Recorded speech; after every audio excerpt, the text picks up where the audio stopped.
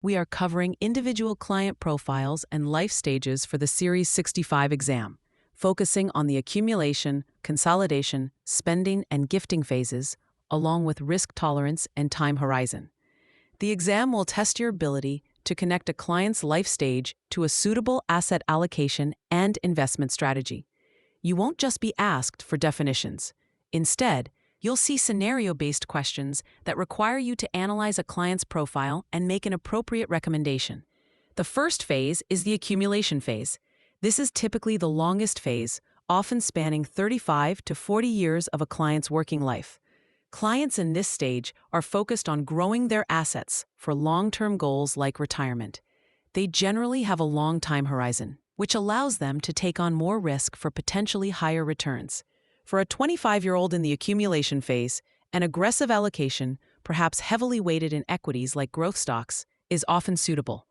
The exam might present a young client with a high risk tolerance and ask you to select the most appropriate portfolio, which would likely be one with a significant allocation to stocks.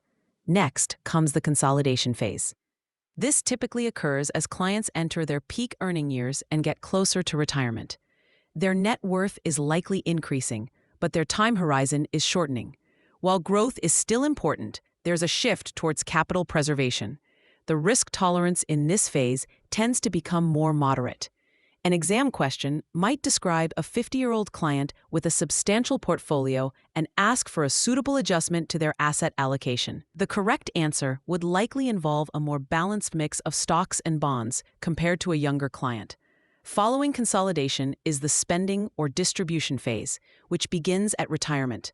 The primary goal here shifts from growing assets to generating a reliable income stream to cover living expenses, while also preserving capital to last throughout retirement.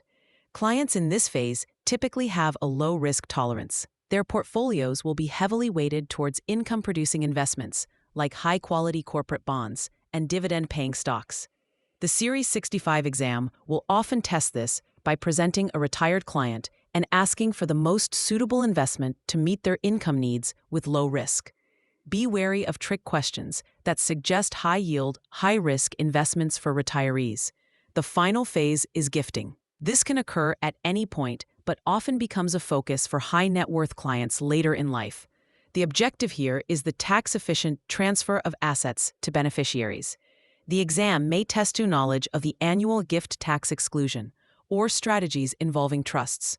For example, a question might involve a wealthy client who wants to reduce their estate size and ask about the benefits of gifting appreciated securities to a family member in a lower tax bracket.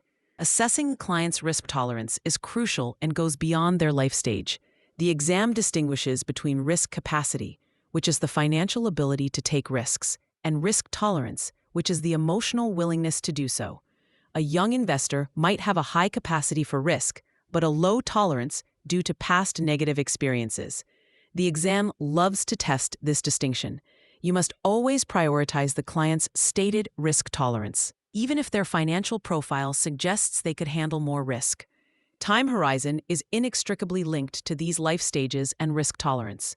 A longer time horizon allows for a higher allocation to equities because there is more time to recover from market downturns.